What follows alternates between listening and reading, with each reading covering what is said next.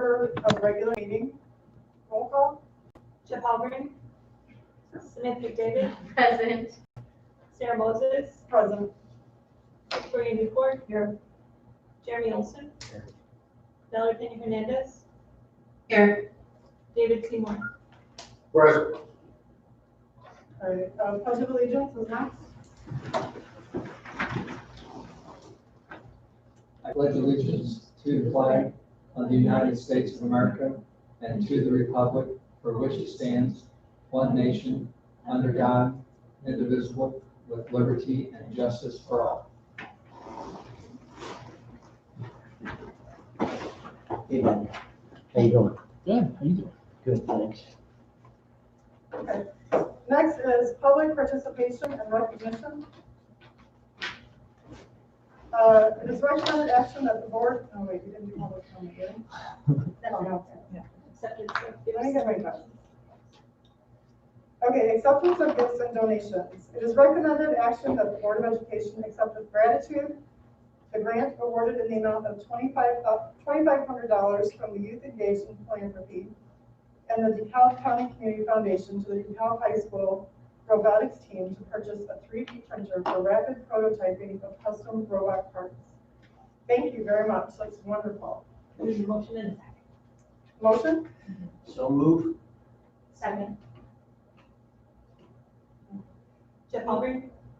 Yes. Smith McDavid. With gratitude. Yes. Sarah Moses. Yes. Victoria Newport. Yes.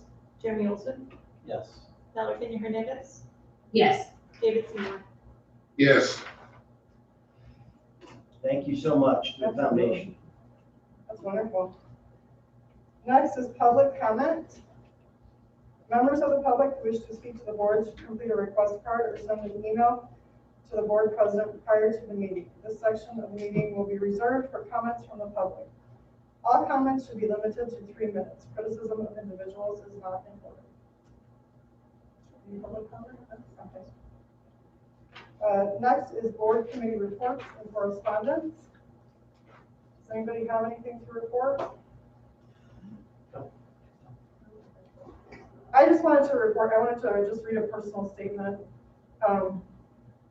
As the board president, I wanted to read,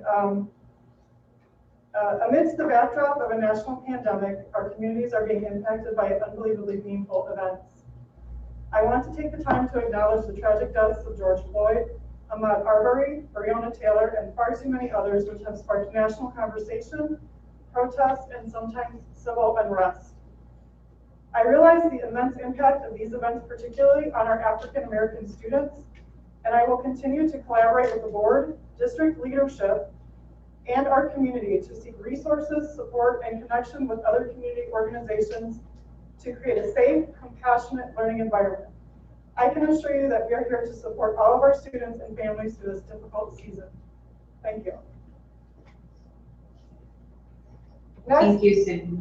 I echo that same feeling. Thank you, Al. Thank you for your statement. Absolutely. Next is the non-business consent agenda. First is the approval of board minutes from regular meeting. It is recommended that the Board of Education approve the non-business consent agenda items A through E. Is there a motion? So move. Second. Second. Roll call? Smith McDavid. Yes. Sarah Moses. Yes. Victoria Newport. Yes. Jeremy Olson. Yes. Valerie Pena Hernandez. Yes. David Seymour. Yes. Jeff Halgren. Yes. Okay, we'll go ahead and move forward to the business consent agenda. The recommended action is that the Board of Education approve the business consent agenda, item A. Is there a motion? So move. Second. Roll call? Victoria Newport. Yes. Jeremy Olson. Yes. Valerie Pena Hernandez. Yes. David Seymour. Yes. Jeff Halgren. Yes. Smith McDavid. Yes. Sarah Moses. Yes. Okay, approval of tentative agreement between the Board of Education of DeKalb School District 428 and the DeKalb Federation of Support Staff Local 4328. The recommended action is that the Board of Education approve the terms and conditions of the tentative agreement as recommended by the Board of Education's administrative team. Is there a motion? So moved. Second. Roll call? Jeremy Olson, Yes. Valerie Pena Hernandez, yes, David Seymour, Yes. Jeff Walker, Yes. Samantha McDavid, Yes. Sarah Moses, Yes. Victoria Newport. Yes. Okay, next moving on to presentations. Subject is reintegration plan update presented by Mr. Jamie Craven. Discussion information item. Well, this has been a placeholder now for these board meetings, and Christie will report out here in a moment on where we're at with the social emotional plan and some medical plans that her team has been working on. We had an extensive meeting today talking through, other plans, and in our last meeting, we talked about there's a plan A that we're back to school in full force. Plan B is a hybrid blended learning plan, and Plan C is, if we're having to be back in remote learning, e-learning. Some of those plans will still be forthcoming, but at this time, Christy, if you want to share where your team is at with the social emotional medical plans. Well, I will speak in regards to the medical piece, the health and wellness piece, and then Kyle Gertis is here as well. He has been facilitating the social emotional. So if it's all right with you, I'll let him speak to that. So far, we met as a group, a subcommittee of the district improvement team to focus on a reintegration plan to maintain the health and wellness of our students. And excuse me, it was quite a lengthy session to start. And then let me tell you just, without getting into the full plan, I can give you an understanding of the topics and what we addressed within our plan. We addressed the materials and the modifications that may be needed. For example, plexiglass barriers or curtains within the health rooms, PPE, hand washing supplies, and so forth in order to prepare for return. We also really focused on the student procedures as well, those in the health rooms for the elementary, for the middle school, and for the high school. We talked at length about what would we do when a student or a staff member came down with symptoms of COVID. We also talked about what kind of building procedures would need to change, as well as safety procedures. After we put all those and fleshed out those topics, then we met with Cindy Graves from the DeKalb County Health Department and Melissa Edwards from the DeKalb County Health Department, and we vetted our plan with them, and they gave us feedback, they gave us some suggestions, and essentially that is what we're supposed to do, is partner with them to better to make our plan aligned with the DeKalb County Health Department, the Illinois Public Health, and the CDC. So that's what we did. And right now, based on our plan, we're working very closely with Tammy. Tammy's been amazing. We're working very closely with Tammy in getting the right PPE. We're taking a look at our buildings and seeing what kind of modifications we need to make. An example, there may be a time when a student, we always have students who are healthy students but have medical procedures, and how to separate our healthy medical procedure students from those who may come down with symptoms of COVID. So we're looking at how are we going to modify or separate those. So there's many layers to this plan, but I can assure you we did put it through the proper channels. Do you have any questions? Thank you for the update, Christie. Kyle, For sure. Kyle, do you want to share with us the other side of this? Yeah, absolutely. So, as I think we talked about at the previous board meeting, there are currently 3 subgroups, all a part of that district improvement team that are working at the pre-K elementary level. There's a group working between both our middle schools, as well as a group that's looking at the high school. All the groups have met.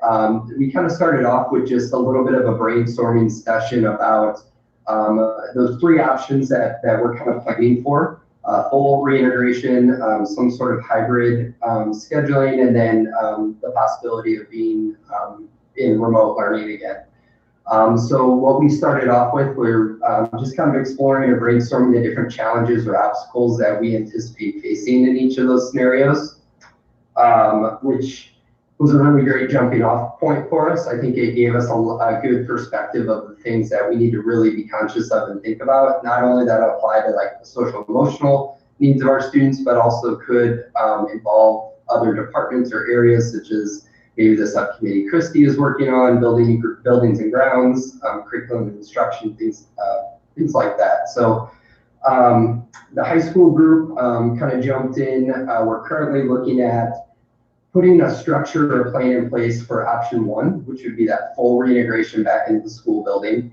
And so right now we're kind of exploring what options or what structure would make the most sense for delivery of specific social emotional skills or lessons for our students, but also looking globally at, what are the type of things we need to consider for our school as a whole. So not necessarily delivery of those lessons, but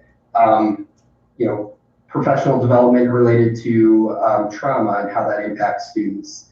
Various trainings that teachers may need to best have the tools they need to be able to support students. So the nice thing about kind of it being early June is we're starting to get a lot more organizations put out some guidance documents. And I think I mentioned that last time, but just this week, the National Association of School Psychologists, as well as the Association of School Counselors, put out a 13-page guidance reentry document that what schools and the district should consider for social emotional learning for students. So it's a very fluid process for us because we're getting information kind of as we're doing this, but I think all 3 subgroups are heading in the right direction, and we're all scheduled to meet either this week or next week. A couple of committees are going to meet multiple times over that period. Are there any questions I can answer? I have a question, if I may. Jeff? Sarah? Yeah, absolutely. So Kyle, the one that to me is the most, I get integration, full integration, I get that. To a certain extent, I see challenges there. The home, see those challenges. It just seems like everybody sort of says, and by the way, then there might be some sort of hybrid thing. I never get much clarity on the hybrid thing. Can I address that, Jeff? Yes, certainly. Okay, and Tim, jump in if you wish here, because I know the district improvement plan or district improvement team. I don't need you to go into it. Is working on this piece Yeah. too. Sorry. The answer is going to be as clear as mud. Yeah. And here's a couple of initial challenges that we're trying to get past. On a 71 passenger bus, if we are going to seat students 4.5 feet apart, we can get 13 students and the driver on that bus. 13. Yes. Oh my God. And that's seating students every other seat. And again, you're only getting 4.5 feet, not even the full 6 feet, right? Yeah. So transportation, getting the students who are bus students from point A to school is the first big challenge. And in our last meeting, we talked about the possibility of an A day and a B day. Even when we go half of our students, the increase in transportation needs will greatly increase. I don't have a percent today, but it will be substantial, which will also then change schedules, potentially change teacher schedules. That's why we mentioned with Sarah staying on, potentially staying on, there's going to be other labor issues that we'll have to work through. Other concerns, feeding children and keeping social distancing in a cafeteria. And not all our cafeterias, some of them are gymnasiums. It's going to be hard to really create that social distancing that's needed. Not to say it can't be done, just it's going to take a lot of planning and coordination. Moving children from just going from, and let's talk about the little kids, K-5, bathroom time. Rotating children through the bathrooms, in a systematic way to make sure we only have so many kids in a small area at the same time. Everything from pickup and drop off.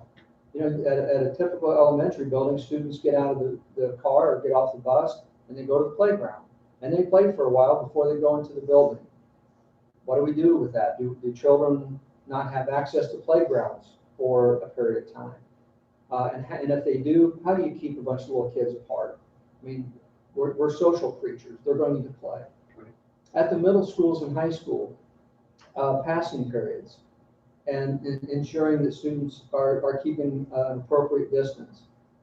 They all have lockers. And, do we have to go back and look at reassigning lockers? And we already know, we've talked about it, Clinton Rosette, we're about out of locker space anyway. Do we tell kids you can't use your locker? Everybody has a backpack. So, and that's the very tip of the iceberg, Jeff. Hallways between classes. I have a 13-page document here that various superintendents have populated. And it's the title of it is Questions to Consider Over the Next 6 Weeks. And again, at this point, we're at 13 pages.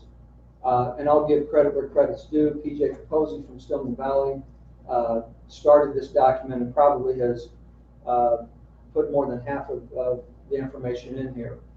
So it's everything from, again, transportation to food service, testing protocols. My sister who is in Atlanta, they're talking about every bus driver having a thermometer. And before a child can get on the bus, they're going to take their temperature. Before any. So that's why when we talk about what this Plan B blended learning may look like, this is what every school district, and again, these things are the tip of the iceberg that we're all trying to sort out. And what is doing, is taking everybody's temperature when they come in the building, is that overkill? Well, it depends on who you ask. I haven't asked Cindy Graves that question, and then the financial impact, the PPE, medical exemptions. What if we have, what are we going to do with family choice? If we do, let's say we're back open come August, and there are families that say, I'm not ready to send my children back to school. What are the educational opportunities that we're going to provide to them? Are we going to try to set it up where they can remote in every day? Are they going to be e-learning, and what will that look like? What additional work will that look like for our teachers? If we have some students that are in person, some students that are trying to e-learn. So that's why, thankfully, we have, all of us, have the summer to think tank this thing out together. And we are all beg, borrowing, and stealing from each other. Kathy Countryman and I were on the phone today having this discussion. Where are you guys at? What are you guys thinking about this, and this? I shared last time we have county superintendent meetings every week, and these are the kinds of things that we're all talking about. Everybody else here is in professional networks. We're all talking about these things. So hopefully by mid-July, also when we do finally get some guidance from the Illinois Department of Public Health and ISB on where they think we're really going to be come August 10th, 14th, 15th, then we'll start really shoring up some of our plans. Well, it seems to me that you could have 6 months and it wouldn't be enough time to prepare this particular plan. That's a lot of stuff to put together. And it sounds to me, pretty much, if we're gonna do a hybrid, that there's gonna be a lot of marshaling of resources, because it seems to me that we are going to need more resources than we currently have. Buses, for one thing. I mean, either that or stagger them in some fashion. Right. I was going to ask you if you have on hand, what kind of percentage of our students travel on the bus? I mean, come to school on the bus. Do we know? Have any idea?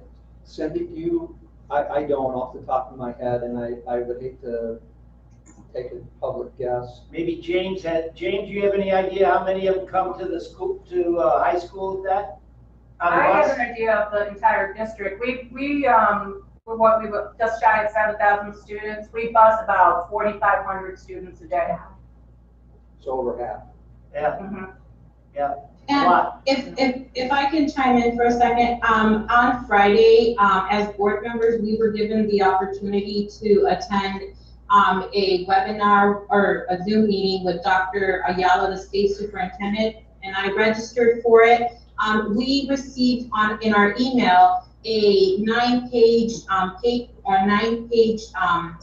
article that says guidance for boards regarding reopening of schools. So for us as boards, what we need to consider, Dr. Ayala, the superintendent, did say for us to, start having those conversations with our superintendent and with our cabinet, and obviously for those conversations to start occurring about the possibility of us opening in August, that's what seems to be what's holding the most, is that we open earlier, given the fact that they really anticipate that we are going to be closing. And these are obviously assumptions, but it seemed like she was pretty adamant and pretty determined, Dr. Ayala, that we will potentially have to close come peak season for the flu, because we're trying to battle COVID along with the flu. I did think for us as a board, it was very interesting to hear that there's the CARES Act, obviously, that provides additional funding to our district. And what they have done is all districts that receive Title I funding, she expressed that same allocation, similar process is very similar to what we could potentially receive if our district applied for that money available. As well as there's an additional grant that as a district, we can apply for and get monies to cover PPE. So I think as a district, we need to potentially look at all of that. I have shared that information that I received from attending that Zoom meeting with our cabinet, and I just pretty much went down what they said and shared that document. I'm sure they'll receive additional information more than we do, but I still wanted to share that because I think it's good for our district to know that it's not going to be necessarily 100%, a burden for us as a district. We're going to receive additional grant money, which is great to hear as a district, that we're not necessarily going to have to, fork up all of that money when we have to consider all of these additional things that we have to add to our schools to potentially reopen. And Thanks for sharing that. And that's an item that Cindy and Armir and the cabinet staff have already started on, looking at the funds that are going to be available to District 428 and what is going to be built into that. Because you can go all the way back to March 13th, expenditures that we've incurred due to COVID. And although we're not prepared to present that tonight, that document is already in draft form. So Cindy, I don't know when we had planned on bringing that to the board, whether next meeting or in July, but again, we've already started to populate a spreadsheet that Cindy has created. Yeah, I mean, we've been allocated about $1.6 million from the CARES Act. A portion of that does go to public schools, probably about 60,000 of it, because that's just part of like the Title I process, similar to that. And yeah, we've already basically populated quite a lot of dollars in there.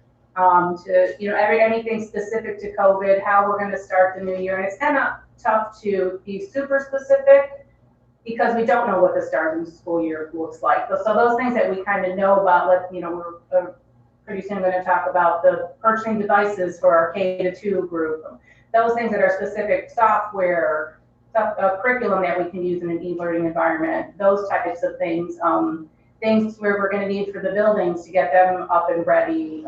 So just a lot of various different items, some professional development, additional staff time that's needed over the summer in order to put this together. We can be given a ton of dollars, but we're gonna need people to work through this. And there's a lot, like, Jamie said, 13 pages of questions on how you do things. Each question takes about an hour to try and talk through. And even when you're done talking through them, you're not sure if that's the right way to go because you don't know what the plan is yet.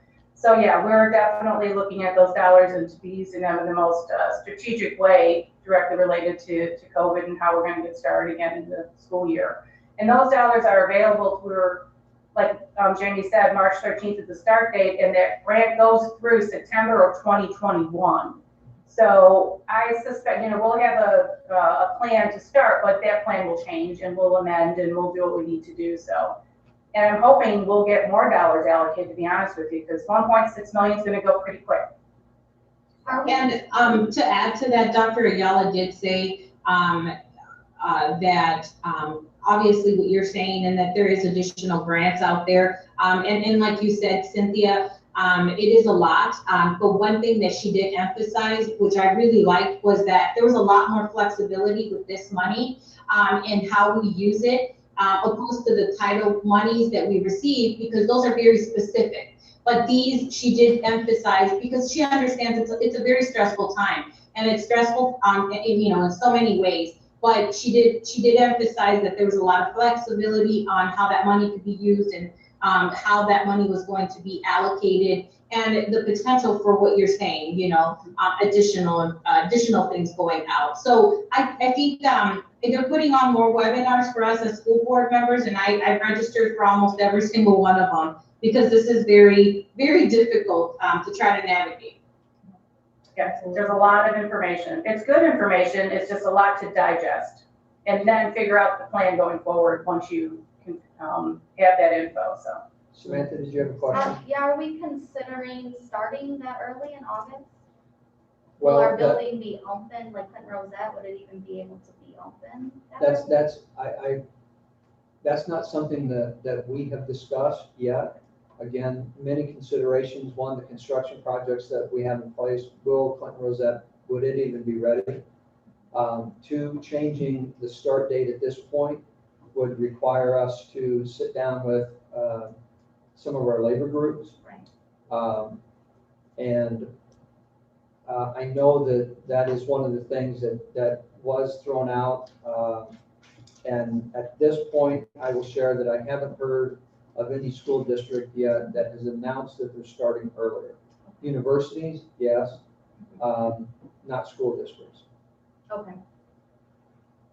Jamie, to your point, in addition, I asked that specific question. I said, how will this work with bargaining units in the chat room? And they addressed the question. I think that there were there's a full task force that apparently within the next couple of weeks, we're going to get more clearance as to whether or not that is going to hold. But what the IASB president, along with Dr. Ayala, said is that as a district, we should be fostering that communication because it could certainly be a reality.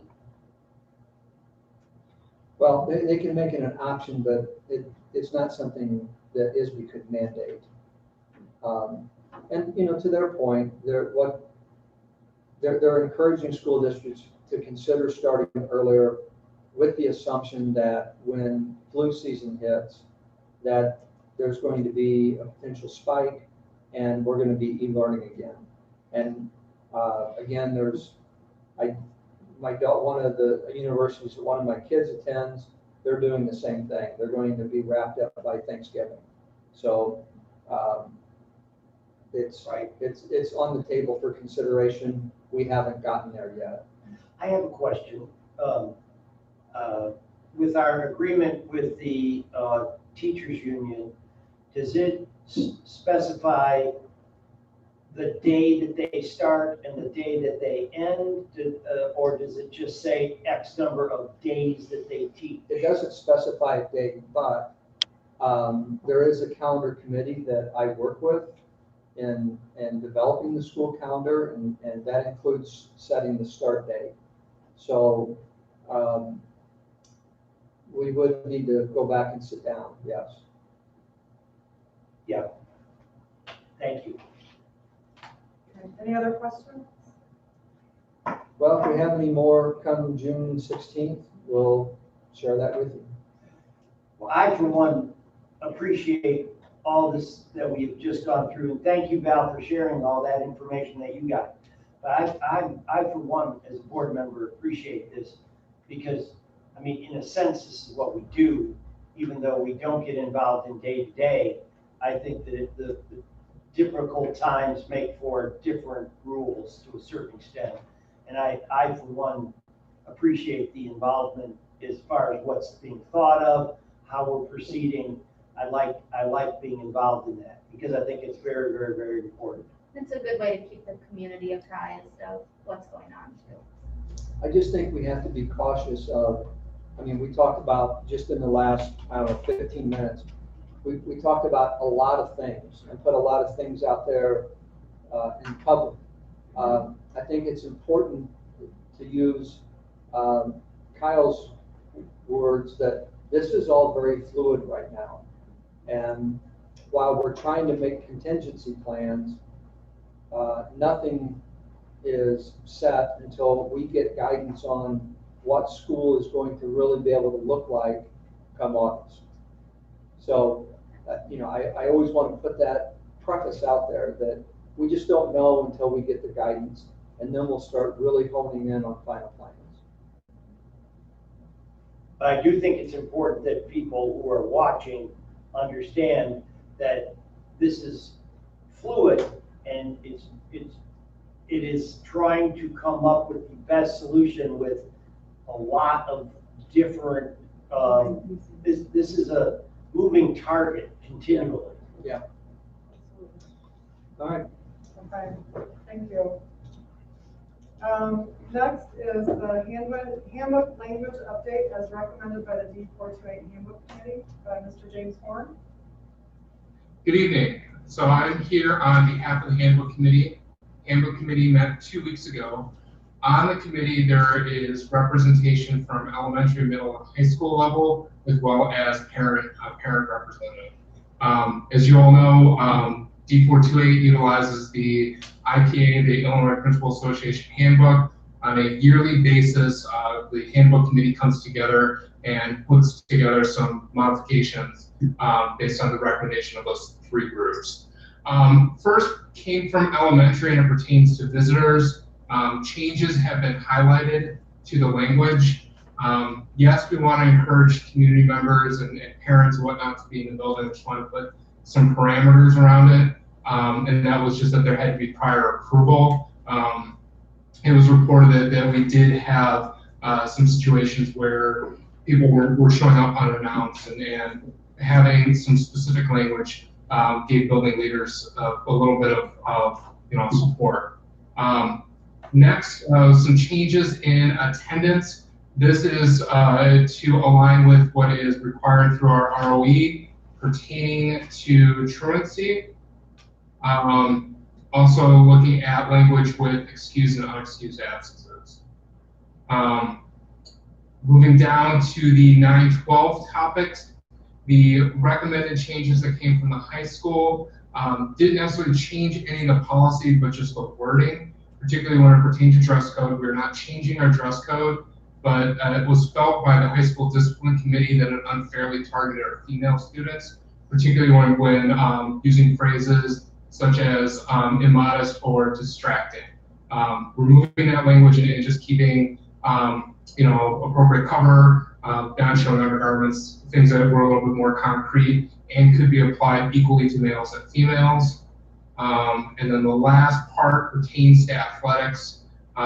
We've had some situations where students have tried out, been put onto a team, and then quit the team, taking up a spot and then we're looking to work out with another team. So just setting the parameters that once you commit to a team, commit to the spot, that you're taking up that resource from another student that could be playing. It's expected that you are going to engage for the entire season. You opt not to, that's fine, but you're also opting not to engage in another sport and into the preconditioning. So those are the recommended handbook changes from the handbook committee. Answer your questions? I have a question. Yep. So pretty much on the basis of someone not being able to engage, is there flexibility based on, special circumstances and things that obviously? Yes, absolutely. Special. This is somebody who just, yes, absolutely. If medical things like that, there's always room for case-by-case decisions. I have a question. Yep. James, the highlighted but without a line through it, does that mean that is being removed? Correct. So, for example, some of the changes to the truancy language, we added some, and that was through our work with the Regional Office of Education, and then we did remove some. So when you see the line, that's language that currently exists in the handbook that's being removed. The highlighted language is stuff that's being added. Well, I have a particular question. It has to do with undergarments not being visible. Does that mean that someone can wear their pants down mid-thigh and have their underwear showing when you remove the undergarment aspect of it? Here it says you're removing, ensure that the undergarments are not visible. That was there before. I'm presuming that you're removing it. That's the new language, yeah. This is the new language. That's the new language. Okay. Yeah, page 24 reads, the length of short skirts must be appropriate for the school environment. That was removed. So remove that part that's got the line through it. And then ensure that undergarments are not visible is the new language, right? Correct. Thank you. Other questions? I just wanted, on the searches, you added vehicles. Oh, That's, yeah. because it's on school property, that's perfectly within our legal rights. Absolutely. Correct. Yeah, Okay. sorry, I skipped over that part. That's my mistake. So currently, yeah, anything that is on school property is subject to search. We do have signs at the high school that anything that's parked on campus is subject to search, but it was not in the handbook, so we just added that part. So would you potentially pop a lock on a vehicle? We've never done that. When we are searching vehicles, we have permission. Usually it's a student's vehicle. So the first line of contact is always with the parents. You get parent permission and to use the student's keys. We've never popped a lock.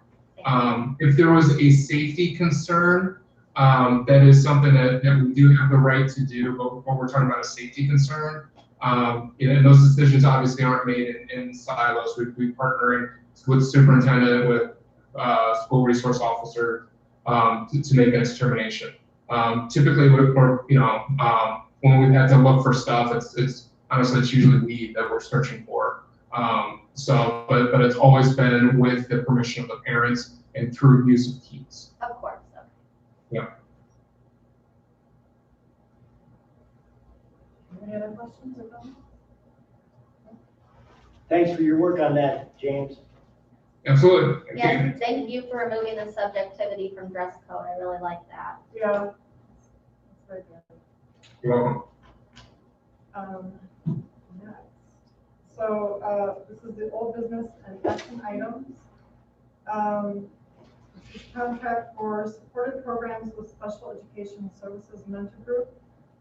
Ms. Christy Meyer. It is a recommended action that the Board of Education approve a contract with Special Education Services to provide a supported program for DeKalb School District 428. Go ahead and use session. Need a motion? Well, yeah, I guess we need a motion to have the conversation. Motion. Does the handbook come back for action before we move? That will be brought back at the next meeting, Okay. because they need board, those are in line. Sorry. Those are in line, basically, since they're district policy, they're presented, sit on the table till the next meeting, at which they'll be up for adoption. Okay, I just wanted to Okay. make sure. So We need a motion and a second, and then discussion on this item. Okay. Okay, Motion. Second. discussion. Christie, could you just give me kind of the high level on this? I remember some of it, but not the whole conversation. But if I could just kind of get the high up level, I'd appreciate it. For sure, Victoria. So this is a contract with the Menta Group, which instead of Ombudsman, it's the same type of program as Ombudsman. It's supported alternative education for students who need a smaller or more flexible schedule in order to earn their credits in high school. Many of these students either have anxiety or are mothers or fathers and need a flexible schedule in order to complete their high school credits. So we decided to move forward with the Menta Group rather than Ombudsman for a couple of reasons. One is our partnership that we're hoping to have with the Menta Group moving forward with our Peaceboro program. And the other was that we were at the end of our contract with Ombudsman, and there were a few areas that we felt needed some improvement. So again, the contract with Menta is the same cost as the Ombudsman. It will serve the same number of students. It will just be located in a different place. Right now, they're looking at the Penns Point market. Unfortunately, that wasn't able to be approved because ISBE approved because of the COVID pandemic, right? Fire marshal couldn't make it in. So we are going to start the program remotely. And as soon as that Penns Point market is approved, then we'll be moving our students there. Thank you. Sure. Thank you, Christie. Sure. Any other questions? Christie wants it. That's it. Yeah. So the same price went up. Okay, so, Roll call. roll call. Valerie Hernandez, Yes. David Seymour, Yes. Jeff Algren, Yes. Samantha McDavid, Yes. Sarah Moses, Yes. Victoria Newport, Yes. Jeremy Olson. Yes. Thank you, everyone. Thank you. Christie. Next is letter of agreement, DCTA, Early Childhood Teachers Planning Time. This is action item from Sarah Body. It is recommended that the Board of Education approve letter of agreement as attached. Is there a motion? Second. Discussion? Good. Thank you very much. Roll call? David Seymour, Yes. Jeff Algren, Yes. Samantha McDavid, Yes. Sarah Moses, Yes. Victoria Newport, Yes. Jeremy Olson, Yes. Valerie Hernandez. Yes. Okay, next item is approved. Thanks for that, Sarah. Sorry. That's okay. Next subject is. You're welcome. Sorry. Okay, food service contract renewal, fiscal year 2020-2021, Earmark Educational Services LLC, Ms. Cynthia Carpenter. Recommended action is that the Board of Education approve the contract renewal agreement for food management services with a period of time beginning July 1st, 2020 through June 30th, 2021 with Earmark Educational Services LLC. Is there a motion? With discussion, please, for a second. Sure. Yes, I so move. Second. Discussion. Cynthia, are there any highlights as far as anything that we should know that is different about this? I think you've already covered some of it, but is there anything that that we should know before voting on this that is essentially different from what we were doing last year with them? This is how many years have we been with these guys? We're just finishing our third year. Right. So we're starting our fourth year, and it's pretty consistent. There's no changes. The rate increase is 2%, that is what we originally had in our bid. We will be bidding out this again fully, because we have to do it every 5 years based on the National School Lunch Program. So we'll go through that whole formal bid process in, let's see what year is that, 21, 22. So we have another, this year and then the next year, and then we'll look at bidding again because we are required to do so. So no, nothing has changed. They've been very great partners with us, especially through, they always have been, but through this COVID situation, obviously they've really stepped up and came up with some creative options along with our, food service staff as well. I'm not sure if you're aware, but all the cooks are our district staff, and then Aramark staff is really the servers as well as the cashiers. They also have a food service director. Then we have Mike Chianis, who's our food service manager that works directly with us for the district, and he's a great liaison between ourselves and the vendor. It's a really worked out as a very good partnership.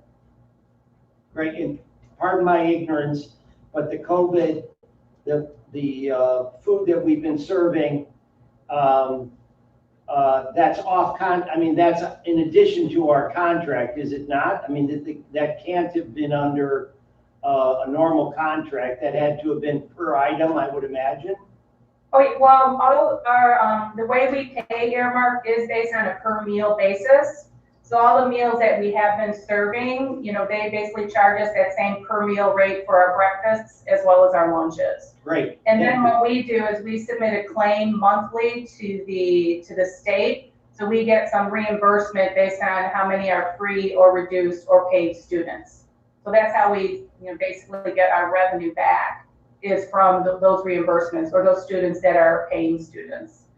Now, in this COVID time, all these meals we've been serving are free meals. And we're doing it under a program where we'll be getting reimbursed for all the free meals it's technically from the federal, flows through the state. Great. Thank you very much. You're welcome. Thank you, Cindy.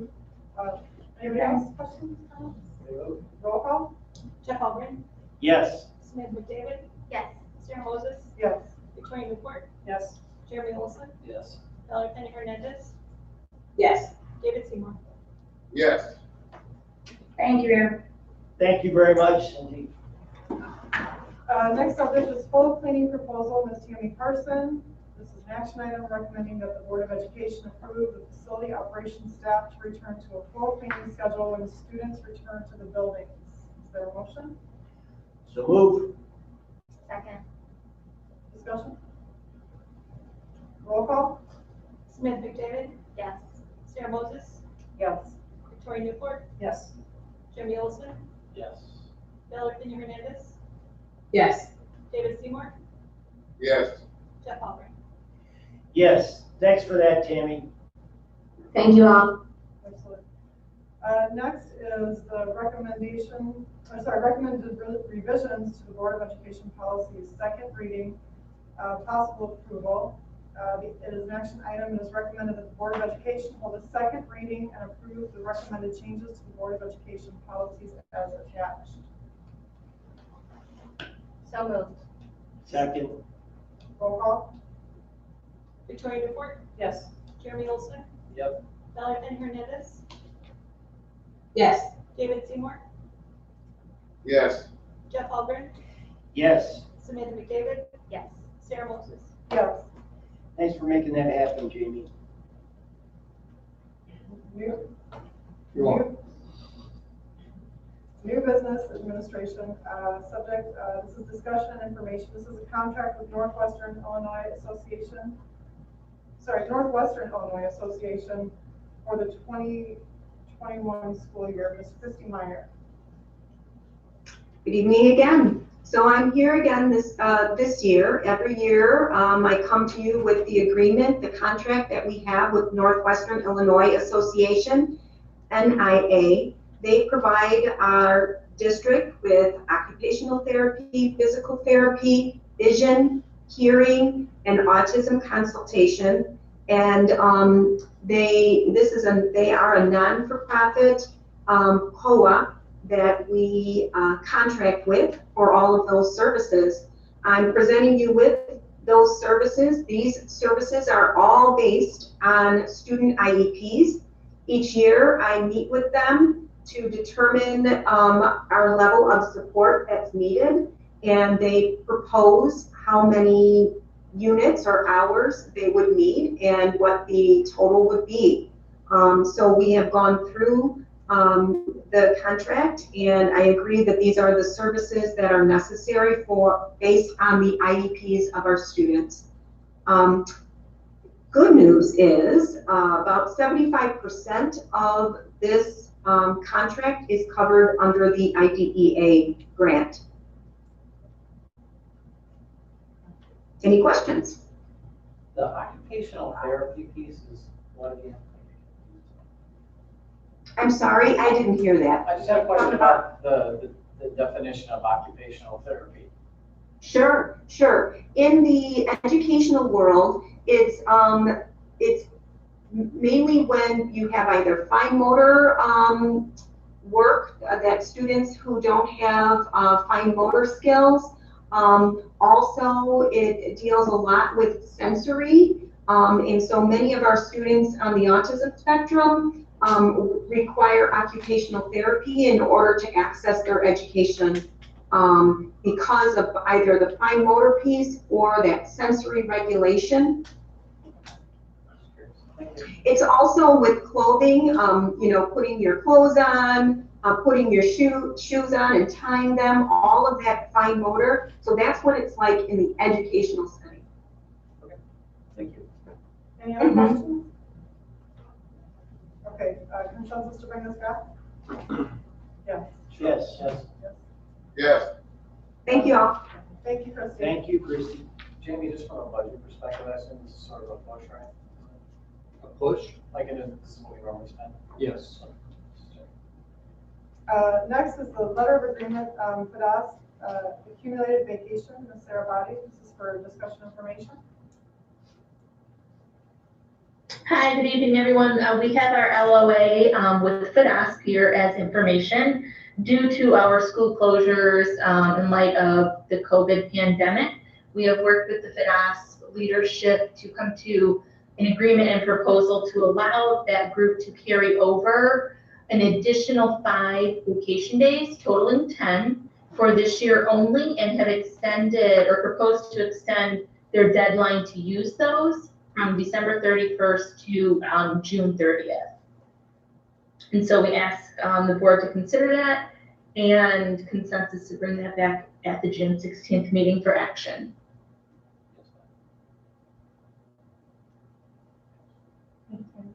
Oh, yes. I agree. David, Val? I agree. Sure. Yeah. Okay. Thank you. Consensus. Thank you, Sarah. Next is K through 2 e-learning device plan for 2021, Ms. Kimberly Lyle and Mr. Ben Dale. This is action, discussion, and information. Hi, everyone. I'm going to bring up my screen real quick.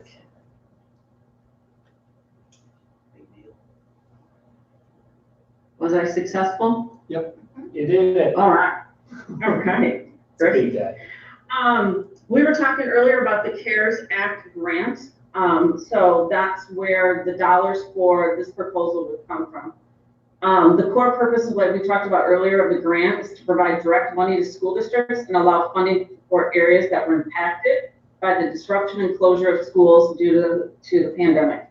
So monies can be directed to all different things, as we discussed earlier this evening: public health, coordination, sanitation, technology, programming, after-school program, mental health, and it's quite a list. And as Val said earlier, it's pretty flexible.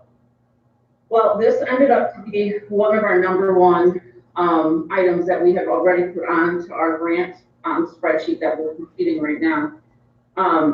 As our teams completed the grant, our K-2 students were given, we had all K-5 students. Let me back up a second. As you know, we developed e-learning plans for all our students. So for our K-5 students, they were provided e-learning plans that covered reading, writing, word work, math, PE, art, and music. And if they're a student with an IEP, additional supports and lessons were sent home for those students as well. We had to send everything for our K-2 students, though, to the parents' email versus to the student's account, like we can do for our 3 through 12 graders. We weren't able to necessarily have any in Google meetings with our kids and do instruction in person as we could with the older grade levels, because again, we did not send devices home. And sometimes parents had devices, other times they didn't, or they had to use the device themselves because now they were working from home. Students couldn't always access the lessons or activities because of not having a device.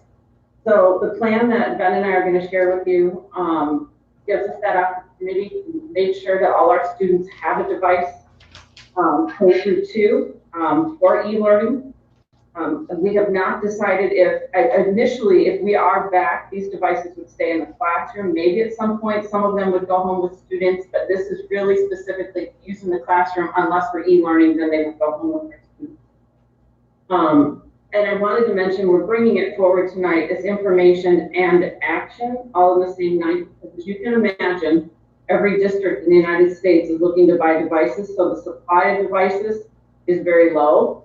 But Ben has worked out a plan with a company. If we're able to act on this really soon, that can help us out. Besides getting them, then we have to format all of them and then be able to get ready by August to pass these devices out to families.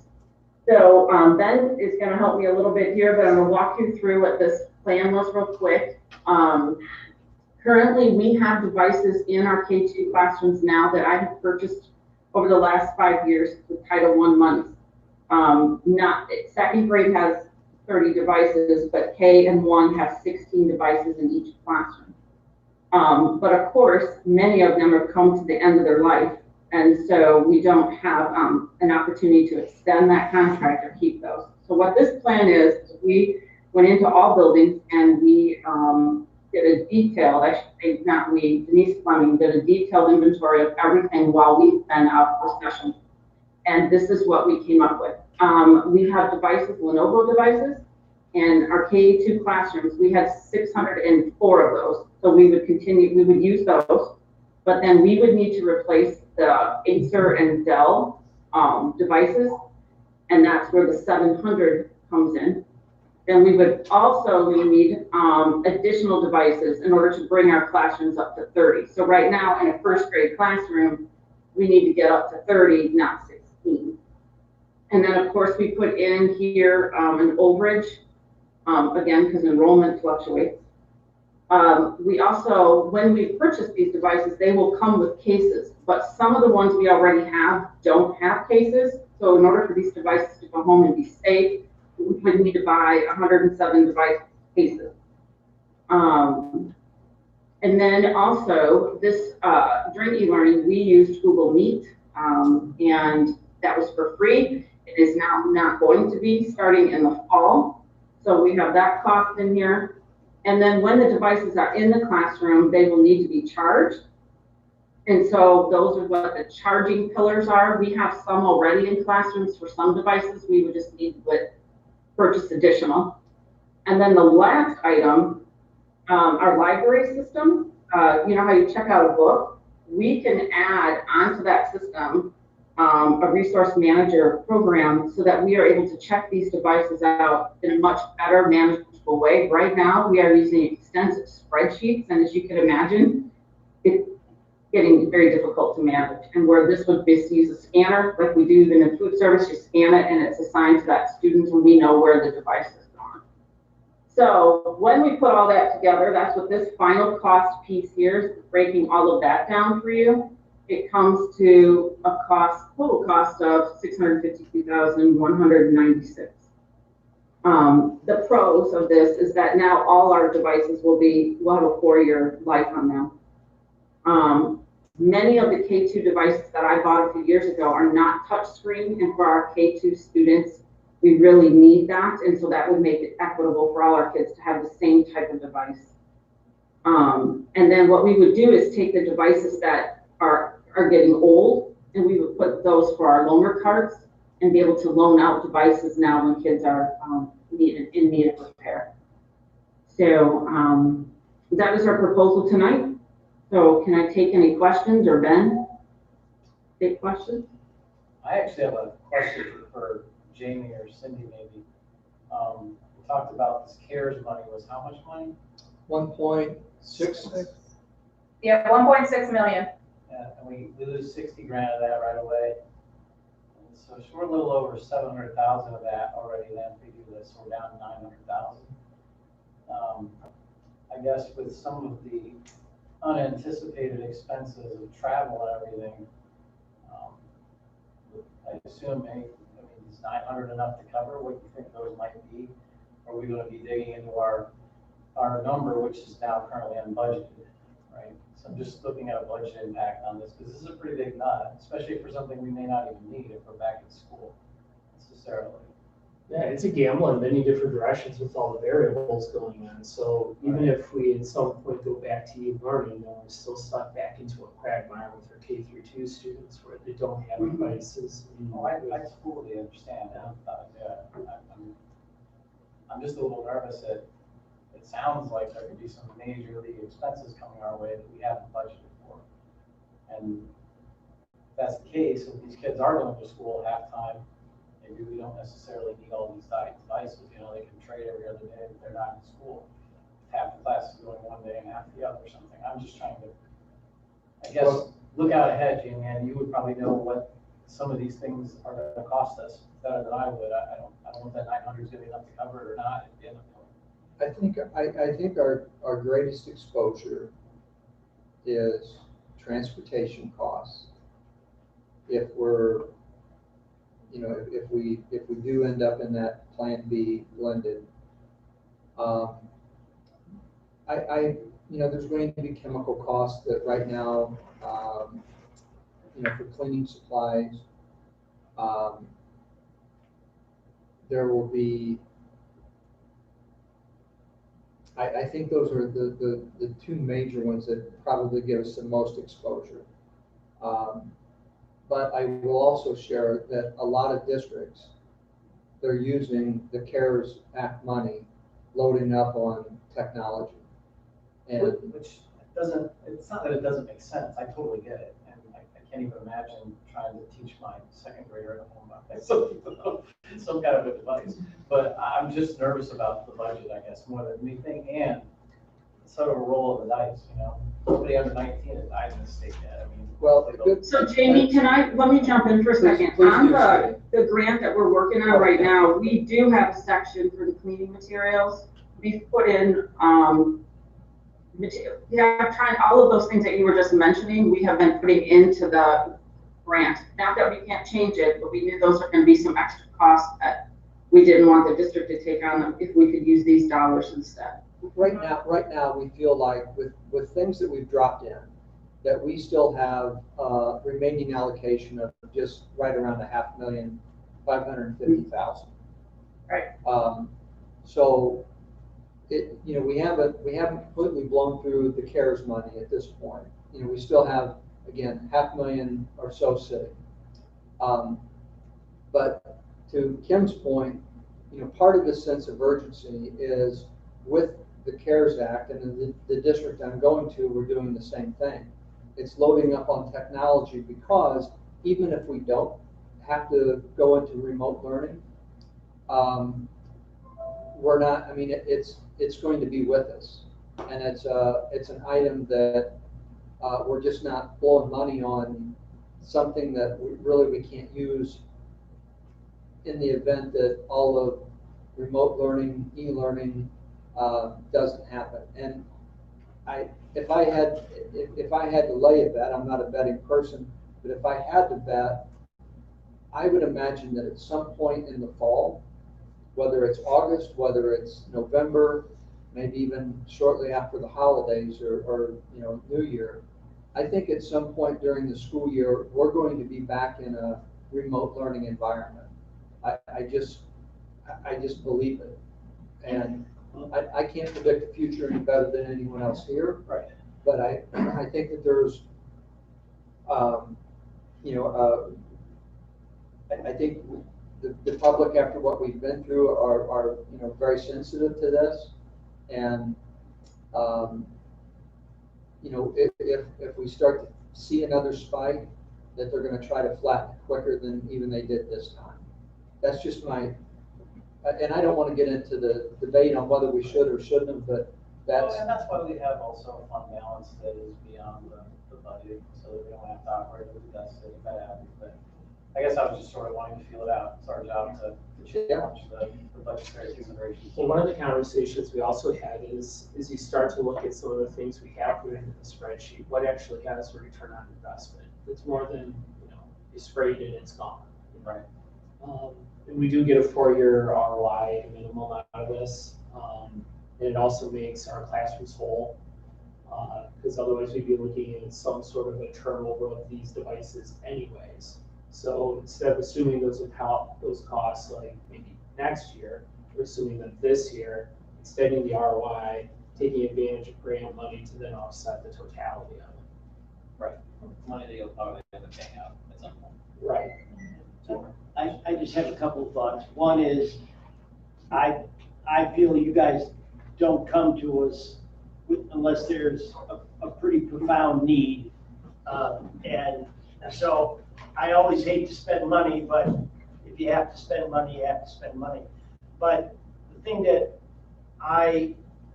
one question I had is, do we have any kind of feel as far as, I remember we were talking about this a while back, as far as the respect for the technology. I mean, at a certain age, you start getting to the point where it's not, I mean, the interaction, third was our cutoff before, but we're moving lower here. I'm assuming the technology has some sort of durability factor here. Is there something that? Yeah, so actually the devices we're looking at are the same ones like Jeremy has and Sarah. So like if you take a look at those actually have military spec to them, and with the always on case that are on them with the additional bumpers. I mean, we legitimately stress test every single year lots of devices in the tech office before we bring a refresh to you guys in terms of what the device is going to be. And we don't treat them nicely. I mean, we treat them like how middle schoolers treat them. Or first graders or second graders. Actually, to be completely honest, the breakage rate is way higher at the secondary level than the lower grades. Why that is, you can ask every district, it's the same in every district. At the secondary level, they're not treated the same. And again, if you look at those students' cell phones, they kind of match up to the way the Chromebook probably looks. But in terms of usage and how the students interact with the device, at the lower grades, we had started off with things like tablets and stuff like that that were a little bit, easier to manage for a younger student. But now with these devices, they fully flip. They can turn it into a tablet. They can be propped up like a tablet, and you can fold that in half. Oh, you never tried it? Wait. It does. Does it really? Just fix your face. My thing's on. If I could just share, I know you mentioned, Jeremy, how difficult you can imagine. When we started e-learning, I had a 4th grader, 3rd grader, 1st grader in kindergarten at home, kindergartner.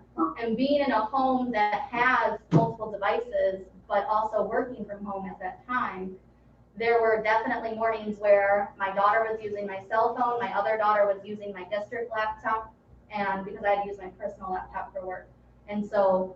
And then I had to go back and forth, or there were days that I had to cast things to our Google Assistant device in our kitchen so that they could, watch the videos if they needed and then do the work that went with it. So it is, I would say, for homes that don't have all of the devices that my home has, it's imperative that they have something, because there are homes where parents don't use, all they have is a cell phone. Sure. And multiple Myself, children. Jamie, curriculum, we fielded lots of calls during this time from our K-2 families, and there was no way to equitably, hand out devices to them. We didn't have enough devices, and what we did have, I mean, it's the equivalent of giving them like a 15-year-old car, and are we going to exasperate a situation where they're already frustrated trying to do the e-learning, then we're going to give them something that might be marginal? And while we received a lot of compliments about how the district was able to quickly pivot to, that's an overused term right now, how we could quickly pivot to the e-learning, and the amount of work that this group and our teachers put into getting that all ready to go in a very short period of time. The biggest complaint was that our K2 children didn't have devices. And again, it wasn't something that we could fix. Right. And just one thing I wanted to mention is last week we did in tech engagement camp, which I wish I would have sent you all invites, and I will next time. It was incredible. But one of the things that teachers presented on was Google Meets. And even our first grade, if they could get the kids on, we're teaching live with the kids on and showing them lessons. And it was phenomenal. And that is another great advantage if every kid had a device and you said at noon, we're all getting on, we're gonna go through our letters, or we're gonna go through our math lesson together if you can get on. So teachers are doing it 3 times, so could get on at 9 in the morning, they could try at noon, or so there's such phenomenal things that we could do to make it more personable. And secondly, we're going to dual language, and we are going to need a live teacher if we're at home to be presenting to our students in both languages. And I can't imagine how I'd do that if we didn't have something for the student to be looking at. So there's a lot of ways. And I also want to mention, we do already have devices in the classroom. So we have been teaching the kids about how to use the devices. And if we do go back, whether that's hybrid or full, we would initially start the year off, I think everybody will, teaching our students about good e-learning and how it works, just to be prepared, you know. I was in the second grade classroom and the kids were just all over it. I didn't go below that except for the little bitty guys. If I may just interject, we also talked about doing parent institutes as well. Yes, we're working on that right now. To help our parents through e-learning. I think that's important. But I did want to, I wanted to have this discussion for the press and for the people watching at home, to let them know that we don't spend this kind of money just out of hand, that this is something that's incredibly needed. And we've found that to be the case in this last 4 months, that we need this kind of technology for those people that don't have it. And it's an opportunity to get it. Yeah. Right. And this does tie directly into what we've already been doing in trying to accomplish the digital divide with a lot of our families, with their free reduced rate, with them not having internet access and us providing hotspots, now with a device that pairs up. So. Right. Is the board comfortable with this being an information and action item? Yes. Yes. Yeah. Okay. And Jamie, to your point, everything you just said was exactly shared, everything how you conveyed it. I mean, districts are really taking this time to work, because it's an equity, Dr. Ayala called it an equity issue. And really it's exactly what you worded. I mean, districts are jumping on this because honestly, the opportunity to go one-to-one now has to be present more than ever. And I mean, we're literally going to be fighting to get this equipment as quickly as possible. And in terms of PPE, they said, you know, if you use the allocation of the CARES money for some of these things, you could use the other grants that are available for PPE and for safety and for any of those things that are needed. So Jeremy, to your point, I agree. I think it is scary to think that we're going to blow through it really quickly, but I think at the same time, we're going to be fighting to get these things as quickly as possible so that we're not, and she did say that, Dr. Ayala said, you know, you have to be planning for it now because you may not have it by August if you're ordering it too late. So. Well, I'm going to ask a question. Sure, David, go ahead. It seems like we have a general consensus as a yes, but in the event that we were to say, let's hold off, because devices are still popular, because monies are available, if we were to not go with it, what likely would we be up against if later on down the line we tried to go get devices? So, to be completely honest, we've already seen our device cost go up $26 from what I brought to you in February. $26 per device. We mitigated that, and that was very much why we did that in February. And so, because device costs have already gone up this much, plus the scarcity of devices, plus tariffs are still in place, plus, you know, you don't know what's going to happen. So I mean, we could be very much stuck with absolutely finding nothing and being in the same spot we were before with letting down our K-2 families and our students. We seem to be in agreement. Yeah, in fact, and I have to say, I can't stand the Chromebook, but I do actually like this device. I think the Lenovo version is way better than the ones my kids have. Yes, they have improved year to year. Well, ultimately, our goal is to deliver as high quality education as we can through this, so. So we have consensus, and then we'll do a motion or roll call. Need a motion in a second. Motion, So move. Second. roll call? Jeremy Olson, Yes. Valerie Kenya Hernandez, Yes. David Seymour, Yes. Jeff Alburn, Yes. Samantha McDavid, Yes. Sarah Moses, Yes. Victoria Newport. Yes. Thank you, guys. Thank you. Thank you very much, everyone. Thank you. Thank you too. Okay, next is bid results, roof replacement for Cheeseboro. This is Ms. Tammy Carson, this is an action item.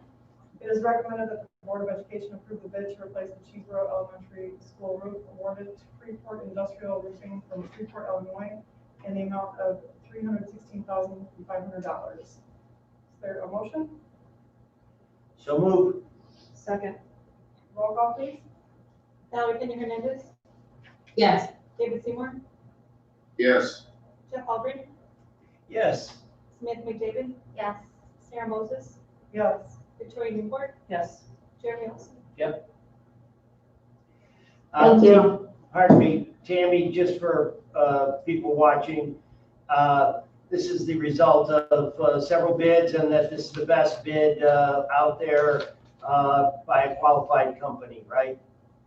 Absolutely. It went through our formal bidding process, and we had 5 bidders that did bid the project, and this was the lowest responsible bidder. Thank you very much. Thank you. And then next is discussion and possible approval of a superintendent search firm.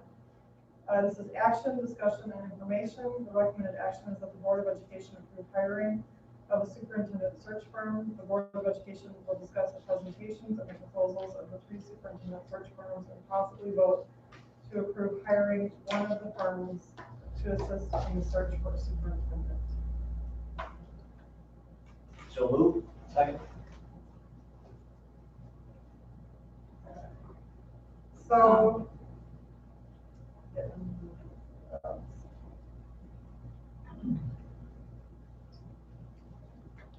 okay. I wasn't here, so I don't have anything to add.